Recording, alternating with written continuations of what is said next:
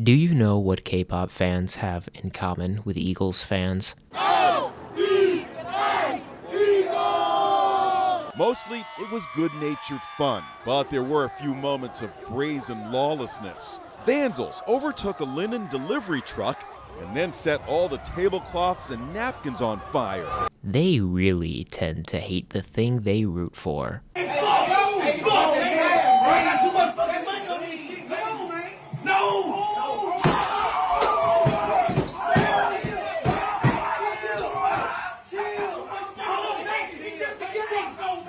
It comes from a place of pride. Seeing a group or team successful makes the fan feel successful in return. Philly's streets were packed with fans parading and at times destroying their own city in resounding appreciation for the Eagles' dominant victory over the Chiefs. And when I say dominant, I mean dominant. Smith! He has got it! Touchdown! Like 2018 LeBron James finals run dominant. Anybody here on the dribble? It's going to be James. Here it is. It's under 3 seconds to go. Throws up the floater. Good night, Cleveland. That is for you. It was basically like a glorified practice surrounding Kendrick Lamar's huge halftime performance, in which he basically accused Drake of liking kids on national television in front of millions of people. Say Drake, I hear you like I'm young. You better not ever go to cell block 1. To any that talk to him and they in love, just make sure you hide your little sister from them. The proof is in the pudding. Why else would Stan spend thousands of dollars on albums just to toss them on the sidewalk like garbage? Charts and group success mean personal success. They get to gloat online about how their group is the next BTS or Girls' Generation, and it's so frivolous, so pointless, so toxic. It's the same behavior I expect out of a fan who takes a sledgehammer to their TV after Dak Prescott throws another interception. There is one fundamental difference in the way your average NFL fan acts and the typical K-pop stan. NFL fans are dedicated. Their team may suck, and I mean stink. I'm a Cleveland Browns fan. I know.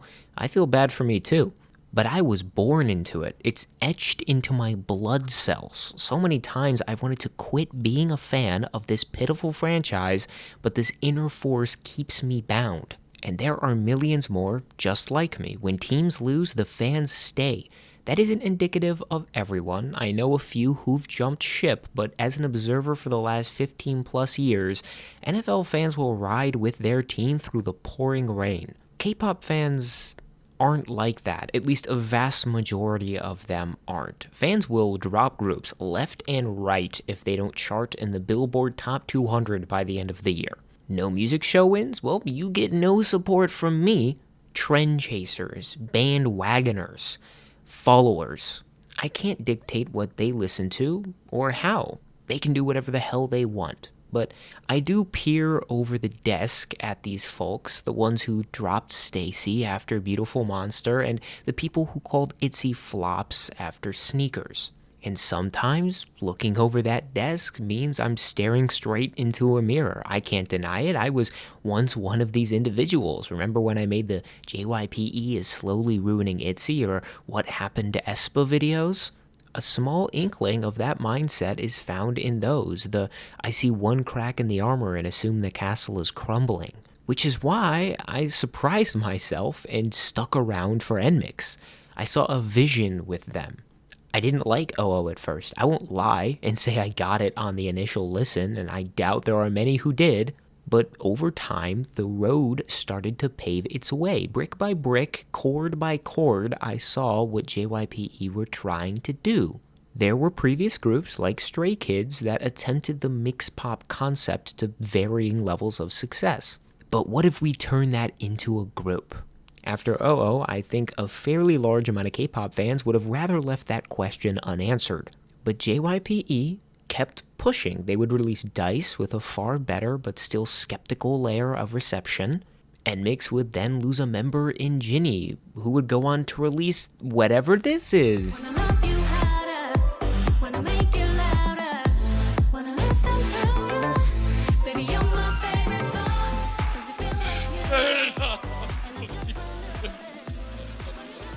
That's the hater in me speaking. It's not that bad, but it also is. A member leaving a group is rough. I would argue even more impactful to a group's success in K-pop than a quarterback leaving a team in the NFL. At least then you have free agency or the draft. In K-pop, groups aren't expected to hit a market and just pick up a new rapper or vocalist.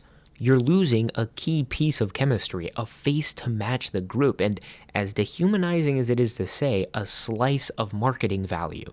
My endurance with the group wavered a bit. I don't have much trust in JYPE as it is. They did drop the ball with ITZY conceptually down the line, and since that debacle was happening in tandem with NMIXX's struggles, yeah, JYPE was in some deep shit from the community.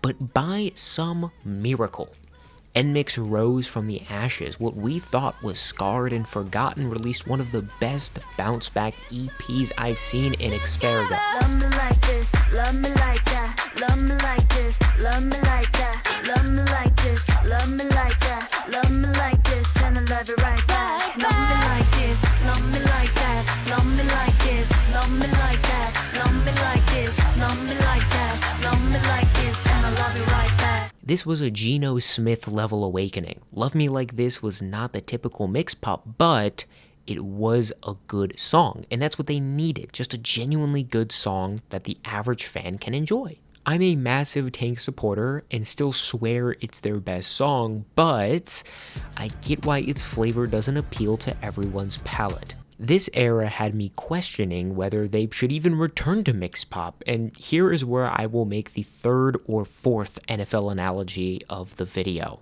NMIXX are like Lamar Jackson coming out of college. Lamar Jackson went to one of my favorite college teams, the Louisville Cardinals. Missed it. Rebound on Paul. Oh, a bird. No! He hit it. No! He hit it. He was an athletic, fast, ultra-talented quarterback who, since becoming a pro, has changed the way we view the position entirely. He was electric in college, winning a Heisman, which in K-pop terms is like the college equivalent of a day song of all day songs, and led his school to vast success. But he had one issue. He wasn't all that accurate. He lacked the top-end passing ability that his peers had coming out of college. This, combined with the very noticeable racism of the position in the NFL having a history of favoring white quarterbacks, Lamar was designated by many as being a glorified running back. Why?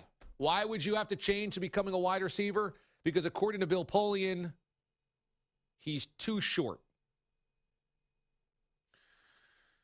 Need I remind you that Lamar Jackson is 6'3"?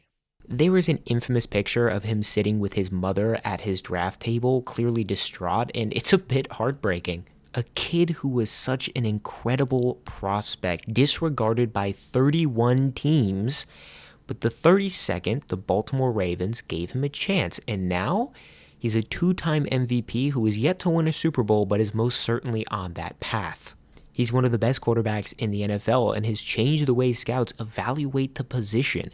Anthony Richardson, another highly athletic quarterback viewed similarly to Lamar coming out of college and his ability to extend plays and create with his legs, was drafted top 5 in part because of Lamar's success. He was not great in college, and he flat out sucks at times in the NFL. Like, dude cannot pass the ball with any sort of efficiency, but at least he's fun to watch. 10. Pressure's coming. Richardson slips. Now he's airing it out deep down the field for Pierce. Pierce! Touchdown! What a throw by Richardson! But you time travel 20 years ago, a player like Anthony Richardson isn't even going in the top 4 rounds. Lamar has changed the way people view the position.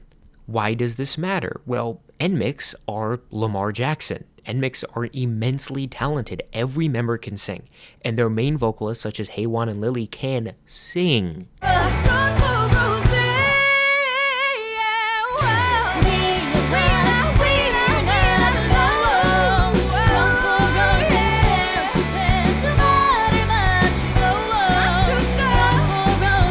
Capital S-I-N and G. Their ability to bring this, live vocals, on stage separates them from their competition. It's more rare to see NMIXX blatantly lip sync than it is to see any other group in their generation sing live consistently. Their mics are on during their live stages, concerts, award shows, hell, even the dance practices, which have become borderline performance MVs. NMIXX aren't afraid to let their voices be heard.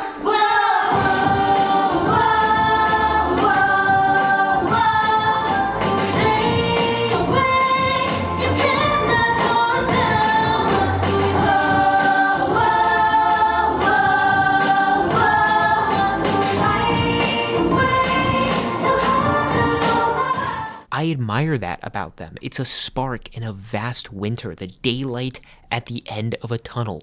In terms of girl groups and performance ability, NMIXX's ceiling is far past the moon. They lap their competition in delivering a performance. Sure, they aren't the best dancers collectively, their stage presence is good but not great, but combining those and their live singing ability, what other group out there compares right now? For me, only aespa, ITZY, LE SSERAFIM, and IVE hold a candle at maybe Kiss of Life.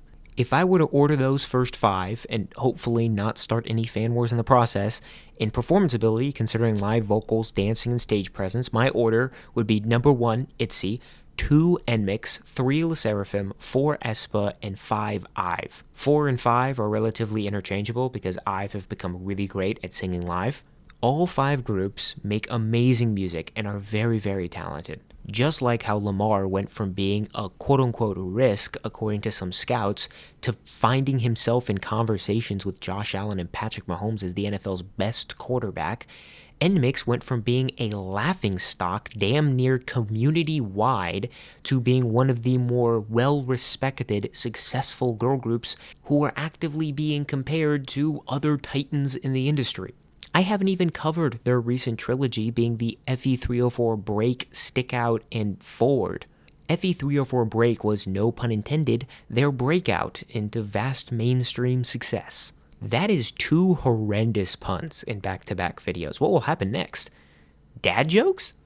We did it, Patrick! We saved the city! Just think what might have happened if we didn't tell everyone about the monster! About the what?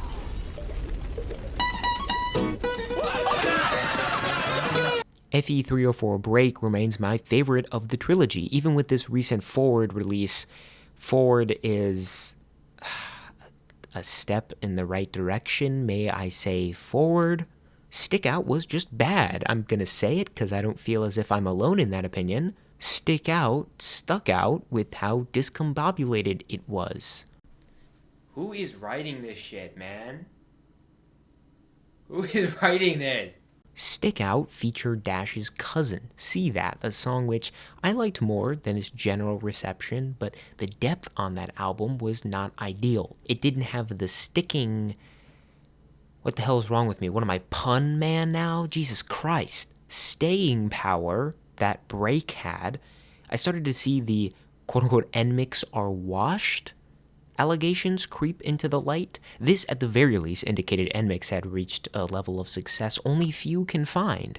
You can only be high up to fall off, but NMIXX did not fall off. Forward proves that it was a stepping stone to something greater, as their new title track, Know About Me, boasts the most impressive music video of the bunch and a return to form with memorable B-sides. Slingshot is something I didn't expect out of the group. Very aespa-coded, but one I like. Found itself on my Need for Speed playlist I keep around for those times when I want to evade the police and transport myself to the opening of Too Fast, Too Furious. Golden Recipe is so blatantly Red Velvet coded that I couldn't bring myself to dislike it. Even if it is highly repetitive, I just kept hearing Yeri and Joy on that chorus. High Horse reignited some inner melancholic mid-2000s kid in me, just a stunning album opener. Papillon is one of the greatest K-pop songs I've ever heard. I know that is very high praise, but the vocal moments combined with the immaculate production of this song is awe-inspiring. Easily one of the best chorus payoffs of any song I've listened to in the last year or so out of K-pop. It is truly incredible. I'm pretty sure I started crying listening to it for the first time.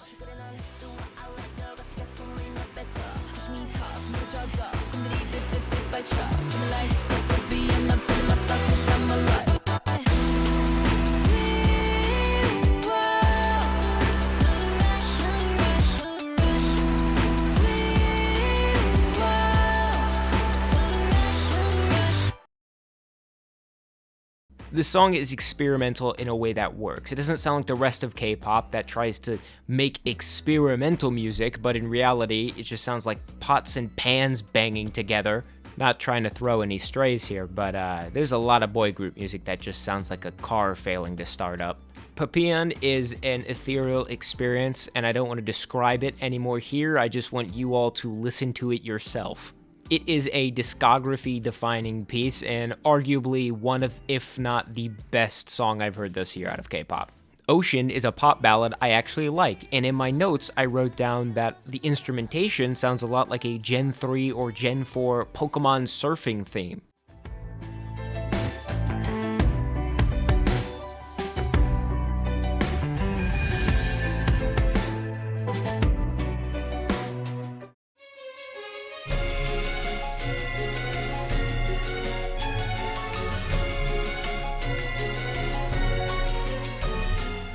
It really embraces the Ocean name and the thematic ties to the Know About Me music video.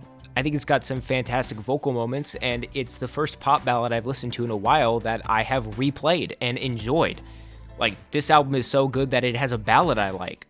Moving on to Know About Me, this is the shining piece of this album. I am mad that they substituted verses for a bridge. I don't like where we have gotten into K-pop where it's you get a bridge or you get verses, you don't get both. On Hot by Le Sserafim, they got rid of the bridge and really a final chorus and just gave us verses and then like a final instrumentation section, which is what the song ends off on. In NMIXX's case here, they get rid of the verses. The end of the first chorus is basically just a post-chorus, and it goes immediately into the pre-chorus. And the song doesn't really have verse sections as much as it is just one continuous long string of events, and substitute those verses by giving us a bridge dance break section that leads into a final chorus. And that moment is an elite payoff. It's fantastic. The song itself, instrumentation, production-wise, is amazing. Arguably one of their best, if not their best title track production-wise. The first few listens left me feeling disappointed because it didn't have these verses. However, I do think that this song pulls it off to an extent. I think it's a rare case where they don't have dedicated verses that last 5 to 10 seconds, and it works. The first 5 or so listens, I thought this was like See That level title track, and then my next 5 listens, I thought it was like Dash level title track. I'll let NMIXX off the hook this one time with a title track under 3 minutes, because the bridge build-up and final chorus is amazing, and the choreo to the song is great. I think one thing that the producers get so right with the music is that it fits the vocal tone of the members so well. Like, they really know how to make music for the members. Every member sounds great on this song. Every member sounds great on all of the songs in this album. And it just feels like there's a level of care put into it, which is something that I have repeatedly said has been missing from a wide majority of K-pop for the last year or two, or maybe even 3. If I were to make the decision right now, I think this would be my album of the year. I think it's genuinely amazing. It is such a great bounce back from what Stick Out was and what it was doing. And honestly, it's a project that I don't even wish was longer. A lot of the times the issues I have with these great mini albums in K-pop is that I wish they were 3 or 4 songs longer, but I don't even really need that here. I'm very satisfied with all of the music we get on this. I really want to see people hold NMIXX's projects up to the same level as they hold other girl groups' projects up to, because, like, this is a better album than Hot by Le Sserafim, which I just talked about, and I think Hot by Le Sserafim is a fantastic album. I'm much higher on that than a lot of other people are. I think it's a better album than IVE's last project. I think it's a better album than Armageddon.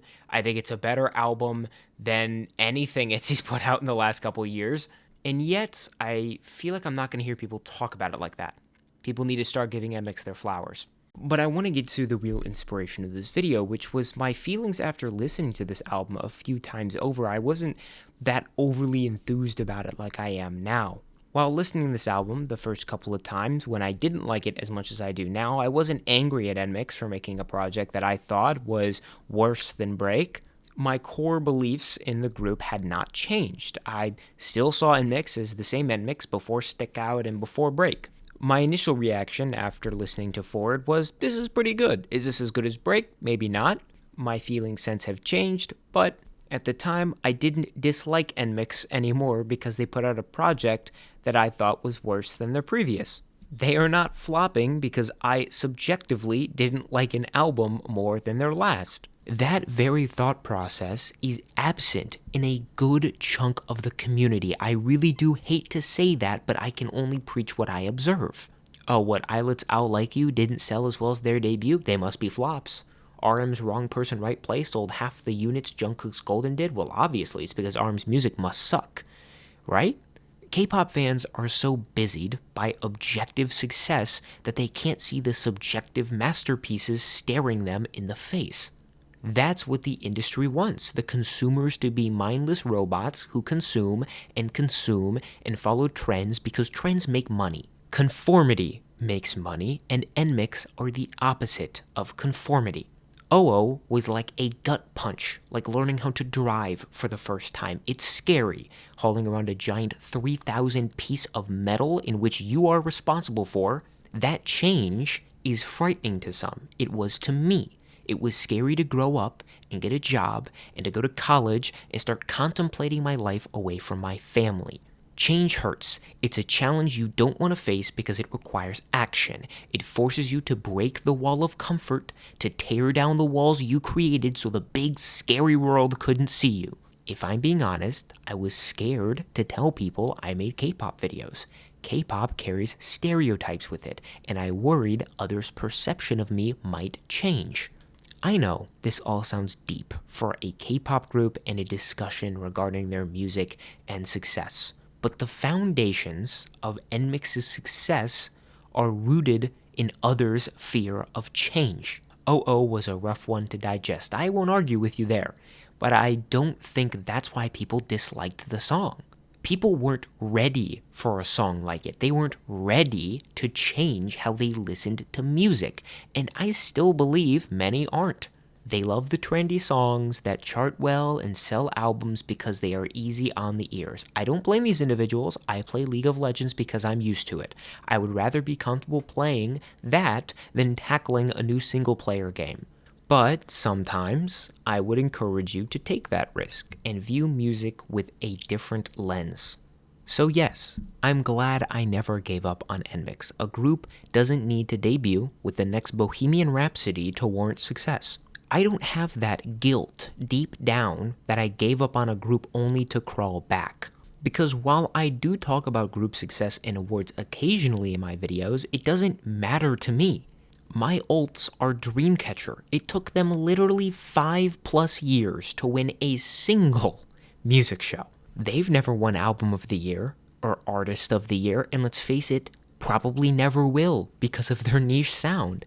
But I adore the group for every other quality. Their success doesn't impact me. It doesn't change what I choose to drink in the morning. The only right answer is matcha. It doesn't change when I drive to work, or how I do my laundry, or what games I play. I could go on and on, but for some, it's like it does. Why else would you see people light players' jerseys on fire once they demand a trade? Why else would you see people send fucking funeral wreaths to an idol who, what, had some game when he was younger? A lot of people didn't like OO when NMIXX debuted, but I don't think NMIXX got genuine hate for the song's quality. I think it had everything to do with what NMIXX stood for. These people hate change. They hate the fracture of their comfort. People love rebellions in movies, but will condemn boycotts. They love the idea of change, but never the practice. And that's greater than K-pop. It's downright universal. I don't have an answer for that. It's innately human. I discussed a similar topic in my Eyes One video, covering why change can be so beautiful and force the best out of us. The K-pop industry stands in opposition to change. A foul irony, seeing as many of its fans came to it seeking change from other genres. K-pop is no different. It's just a hodgepodge of existing genres. You like seeing idols coddle fans and create those parasocial relationships. You hate it when that life you manifested in your head is broken after that idol you lusted for so deeply is dating someone else. You love it when your favorite group is topping charts and hate it when another equally deserving group dethrones them. You love the visuals of the industry. You hate it when someone brings up why those visuals exist in the first place. You love playing the game. You hate encountering the reality. So go ahead and take off the VR headset. Should I make another reference to the electric state? NMIXX is a defiance of K-pop. I know, bold claims to shove into such a short video, but it's what I believe, and it's why I adore the group. Why I stuck through their era of non-mix pop releases, why I consistently hoist them up as being one of the best groups out right now. That doesn't mean they avoid every pitfall K-pop sets. They still do dance challenges, copy the same tired practices. They are a K-pop group, but what attracts me to the group is not what's K-pop about them, it's what isn't. And I think that's special. But